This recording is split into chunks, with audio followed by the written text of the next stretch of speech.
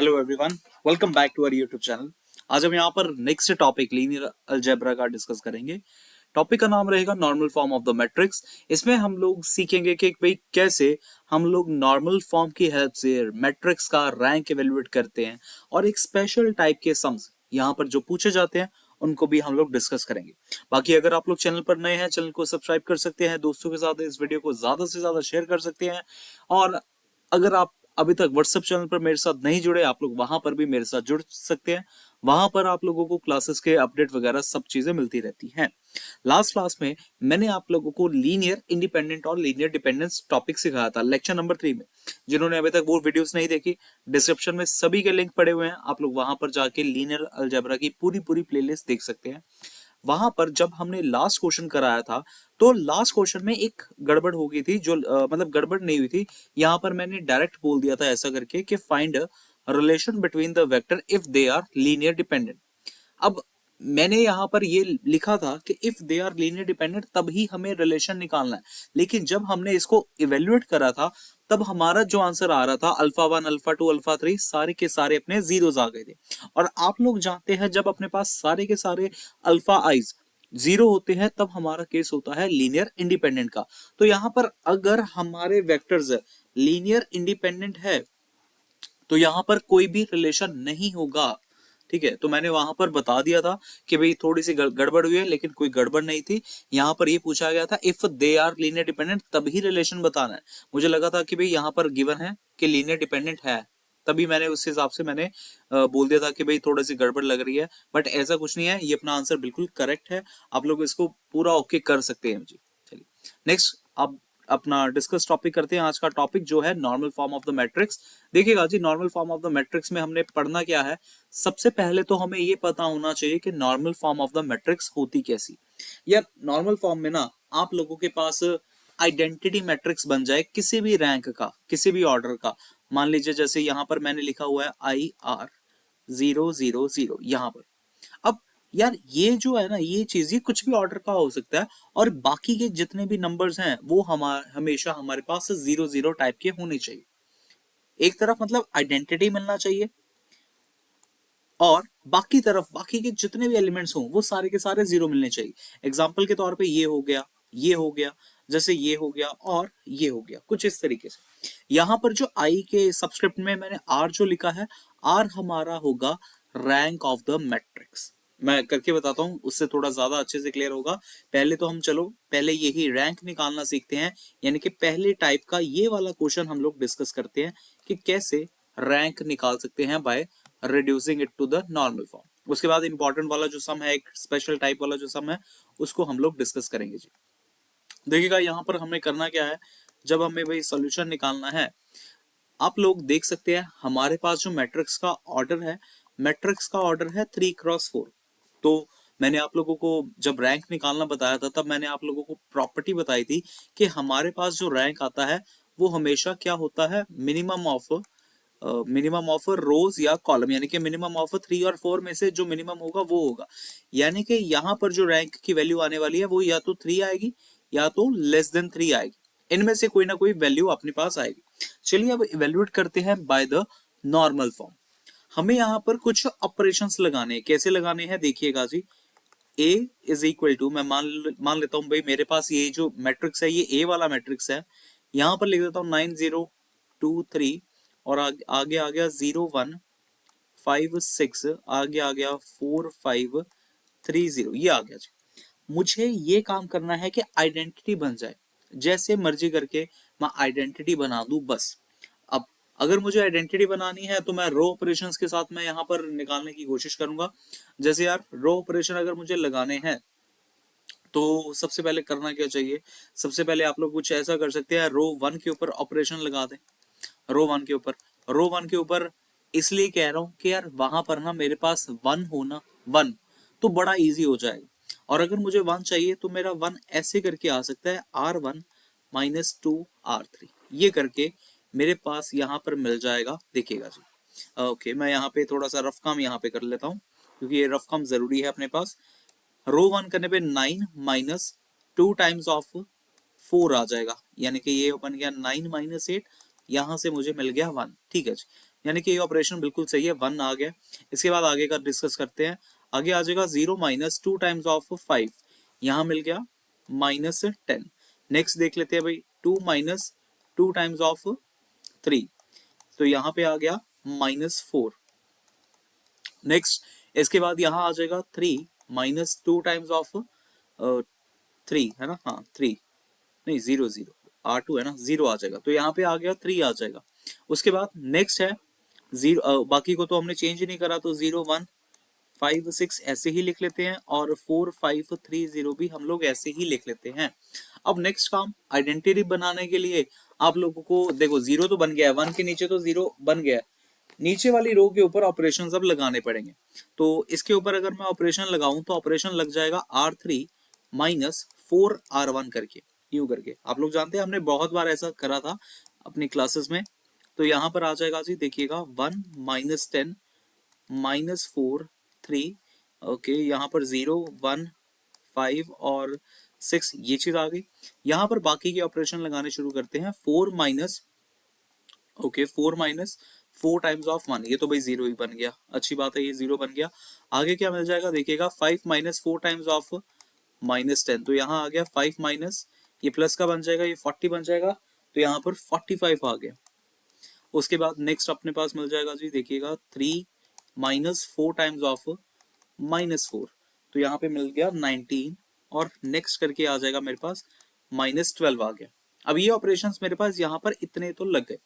अब और ऑपरेशन क्या लग सकते हैं, अगर मैं यहाँ पर 45 के लिए ऑपरेशन लगा दूं या फिर किसी और चीज के लिए ऑपरेशन लगा दूं, तब भी बन सकती है बात। अच्छा, एक और चीज मैं आप लोगों को यहाँ पे बता दूं कि आप लोग यहाँ पर नॉर्मल फॉर्म के लिए, ठीक है ना, जैसे ये नॉर्मल फॉर्म है, नॉर्मल फॉर्म के लिए आप लोग रो वाले ऑपरेशंस भी लगा सकते हो और कॉलम वाले ऑपरेशन भी एक ही सम के अंदर लगा सकते हो, ये याद रखना। नॉर्मल फॉर्म में हम लोग रो ऑपरेशंस भी लगा सकते हैं, कॉलम ऑपरेशंस भी लगा सकते हैं, उससे थोड़ा सा इजी हो जाएगा। अब जैसे यार यहाँ पर मैं कॉलम 2 के ऊपर लगा देता हूँ, जैसे मान लीजिए मैं कॉलम 2 के ऊपर ऑपरेशन लगा रहा हूँ, column 2 plus 10 times of column 1, हो सकता है, बिल्कुल हो सकता है। ऐसा ही एक और कॉलम 3 के ऊपर भी लगा देता हूँ, ज्यादा अच्छा है, कॉलम 3 के ऊपर भी लगा देते हैं साथ ही में, एक कॉलम 3 प्लस प्लस, हाँ ठीक है, प्लस 4 टाइम्स ऑफ कॉलम 1 ये लगा देते हैं। और ऐसा ही कॉलम 4 के ऊपर भी लगा दे, क्योंकि 4 कॉलम है, तो कॉलम 4 के ऊपर लगा देते हैं, कॉलम 4 के ऊपर लग सकता है ना, हाँ, column 4 minus 3 times of column 1। इस तरीके से ये सारे के सारे ऑपरेशंस हम लोग लगा देंगे। देखिएगा इस बार मैं कॉलम पहले वाला जो था उसको कांस्टेंट रख रहा हूं, तो 1 0 0 एज इट इज रह गया। अब बाकी के जब आप ऑपरेशन लगाएंगे, देखिएगा मैं इनको रब कर दूं, इनको रब कर देता हूं एक बार, ताकि आप लोग बाकी के ऑपरेशंस देख पाए। सो यहाँ पर आ जाएगा -10 कॉलम 2 के लिए, -10 प्लस 10 टाइम्स ऑफ 1, तो ये मुझे मिल गया 0। उसके बाद फिर से कॉलम 10 है 1 प्लस 10 टाइम्स ऑफ 0, तो यहाँ पर तो 1 ही आ गया। उसके बाद 45 प्लस 10 टाइम्स ऑफ 0, तो यहाँ पर 45 ही रह गया। इसके बाद नेक्स्ट ऑपरेशन अपने पास लग जाएगा। अच्छा, यहाँ पे यही आ रहा है ना, 45 माइनस, हाँ ठीक है, 45 माइनस, हाँ ठीक है, यही आएगा जी। उसके बाद नेक्स्ट ऑपरेशन हम लोग लगाते हैं भाई, यहाँ पर C3 के लिए क्या था, -4, ओके, अगला था -4 प्लस 4 टाइम्स ऑफ 1, तो ये क्वांटिटी भी 0 बन गई। नेक्स्ट उसके बाद है 5 minus, okay, minus 4 times of 0, तो यहाँ पर तो 5 आ गया। उसके बाद नेक्स्ट आ जाएगा मेरे पास, यहाँ पर मिल गया, कितना आ जाएगा, अगला है 19, 19 माइनस 4 टाइम्स ऑफ 0, तो वो तो 19 ही आ गया। ऐसे ही नेक्स्ट आ जाएगा, नेक्स्ट वाला ये क्वांटिटी 0 मिल जाएगी, 6 माइनस 0 करने पे ये तो 6 ही रह जाएगा, और यहाँ पर -12 रह जाएगा। अभी ये ऑपरेशंस मेरे पास यहाँ पर इस तरीके से लग गए। अब क्या कुछ और चीजें भी करी जा सकती है, अगर मैं रो 3 के ऊपर ऑपरेशन लगा दूं, रो 3 के ऊपर ऑपरेशन लग जाएगा R3 minus 45 times of R2, करके देखते हैं भाई, करके देखते हैं क्या कुछ बन पाता है कि नहीं बन पाता। बनेगा तो सही, क्योंकि मैं आइडेंटिटी बना रहा हूं, तो बनेगा तो कुछ। बाकी सारा का सारा as it is 1 0 0 0 as it is, और 0 1 5 6 ये सारा एज इट इज आ गया। नेक्स्ट यहाँ पर अगर ऑपरेशन लगेगा मैं इन बाकी के इनको रब कर देता हूँ। हाँ जी, तो यहाँ पर आ जाएगा रो 3 यानी कि 0 माइनस 45 टाइम्स ऑफ रो 2, ये तो भाई 0 ही रहा। अगला आ गया 45 माइनस 45 टाइम्स ऑफ 1, ये क्वांटिटी मेरे पास 0 बन गई। उसके बाद 19 माइनस 45 टाइम्स ऑफ 5, यहाँ पर ये आ रहा है, इसके लिए तो अपना आंसर आ जाएगा -206 आ गया। और next -12 minus 45 times of 6 okay, तो यहाँ पर आपने पास मिल जाएगा 12 45 2 3 और यहाँ बन गया -282, -282 बन गया भाई, -282, -282। इस तरीके से ये सारे के सारे ऑपरेशंस आ गए। लेकिन अभी भी अपना काम खत्म नहीं हुआ है, अभी और ऑपरेशंस लगाने पड़ेंगे। तो नेक्स्ट ऑपरेशन अगर मैं लगाऊं तो कॉलम 3 के ऊपर लगा देते हैं, हाँ कॉलम 4 के ऊपर लगा देते हैं कि कॉलम 3 लगा सकते हैं, कॉलम 3 के ऊपर लगा देते हैं। चलो कॉलम 3 के ऊपर लगा देते हैं, column 3 minus 5 times of column 2। ऐसे ही एक और ऑपरेशन लगा देते हैं कॉलम 4 के ऊपर, column 4 minus 6 times of column 2, ऐसा करके हम लोग लगा देते हैं। ये चीजें लगा देते हैं भाई, इससे देखते हैं भाई क्या चेंजेस आते हैं। यहाँ पे अपने थोड़ा सा स्पेस चाहिए अपने को, हाँ जी। ऑपरेशन ये लग गए, column 1 column 2 as it is रहेंगे, 1 0 0 1 0 0, ये ऑपरेशन, ये तो अपने मैट्रिक्स के एलिमेंट सेम रह गए। इसके बाद नेक्स्ट जो ऑपरेशन लगेंगे वो अपने पास आ जाएंगे C3 minus 5 times of C2, C3 column third 0, मैं रफ पे ही दोबारा से कर लेता हूँ, 0 माइनस 5 टाइम्स ऑफ कॉलम 2, तो ये भी मेरे पास 0 ही रहा, ठीक है। उसके बाद 5 माइनस 5 टाइम्स ऑफ 1, तो ये 0 बन गया। उसके बाद 45 माइनस नहीं 45 नहीं सॉरी, यहाँ पर है -206 माइनस 5 टाइम्स ऑफ 0, तो ये -206 ही रहा, -206 ही रहा। उसके बाद उसके लिए तो 0 ही आ गया, फिर से 0 आ जाएगा। और जब आप यहाँ पर -282 माइनस 6 टाइम्स ऑफ C2 करेंगे तो ये फिर से -282 ही रह जाएगा, यही रह गया भाई। ये इस तरीके से अपने ऑपरेशंस लग गए। अब उसके बाद और क्या कर सकते हैं, लास्ट वाला जो रो 3 रह गया है उसको खत्म करना पड़ेगा अब हमें। अब अगर उसको खत्म करना चाहते हैं तो पहले तो यार मैं आइडेंटिटी बनाना चाहता हूँ। आइडेंटिटी बनाने के लिए मुझे लगता है कि मुझे -206 के साथ ना डिवाइड कर लेना चाहिए रो 3 को। जैसे यहाँ पे करके देख लेते हैं भाई क्या बनता क्या है। यहाँ पे इसको रब कर देते हैं सारे के, आप लोग देख सकते होंगे। तो मैं इधर कर देता हूँ भी बाकी का, हाँ ऐसे कर देता हूँ ताकि आप लोग अच्छे से देखें इनको। हाँ जी, तो ऑपरेशन अब लगेगा कुछ, ओके R3 के ऊपर ऑपरेशन लगा देते हैं। R3 को डिवाइड कर देते हैं हम लोग -206 के साथ, पूरी पूरी रो 3 को डिवाइड करना है भाई।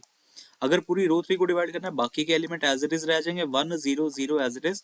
उसके बाद 0 1 0 0, उसके बाद 0 डिवाइड बाय करेंगे तो 0 आ जाएगा, 0 आ जाएगा, यहाँ 1 मिल जाएगा। और यहाँ पर -282 डिवाइड बाय 206 -206, माइनस के साथ माइनस कैंसिल, यहाँ मिल गया 141 और यहाँ मिल गया 103, तो ये मिल गया भाई 141 डिवाइडेड बाय 103, दैट्स इट।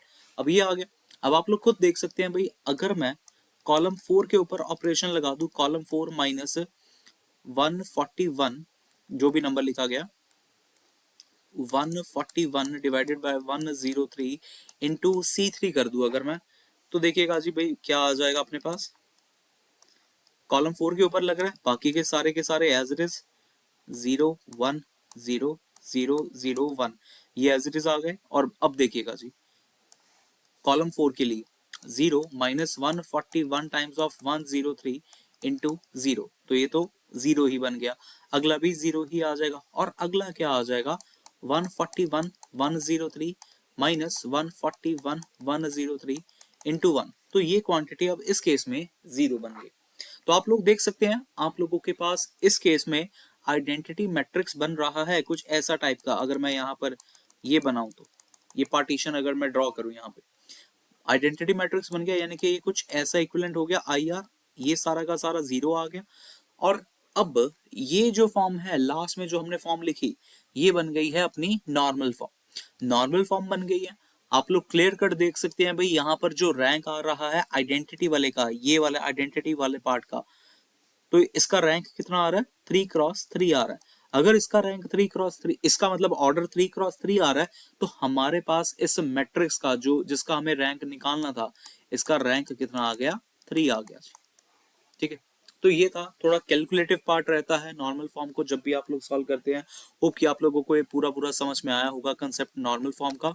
अच्छा, एक और टाइप का जो क्वेश्चन है, वीडियो बहुत लंबा चला गया होगा, मैं चाहता हूं कि भाई ये जो टाइप का क्वेश्चन है मैं इसको नेक्स्ट पार्ट में आप लोगों के लिए सॉल्व करूं। होप कि भाई पूरी पूरी क्लैरिटी हो चुकी होगी यहाँ पर क्या क्या चीजों को ध्यान रखना है हमें। एक तो भाई हम लोग रो ऑपरेशन और कॉलम ऑपरेशन दोनों एक साथ लगा सकते हैं यहाँ पर। दूसरा पॉइंट यहाँ पर ये ध्यान रखना है कि जब भी आप लोग नॉर्मल फॉर्म का काम करें, आइडेंटिटी मैट्रिक्स का ऑर्डर जितना आएगा उतना ही आप लोगों का रैंक ऑफ द मैट्रिक्स होगा। तीसरा पॉइंट, आप लोगों को नॉर्मल फॉर्म के बारे में पता होना चाहिए कि नॉर्मल फॉर्म दिखती कैसी है, तभी आप लोग उसके हिसाब से अपना आंसर निकाल पाएंगे, वरना आप लोग आंसर नहीं निकाल पाएंगे। ठीक है जी, so thank you so much for watching the video, have a good day. मिलते हैं नेक्स्ट पार्ट में, जहां पर हम लोग नॉर्मल फॉर्म को ही थोड़ा सा मतलब अच्छे वाले क्वेश्चन, एक और टाइप का क्वेश्चन डिस्कस करेंगे। Have a good day, bye bye, take care ji.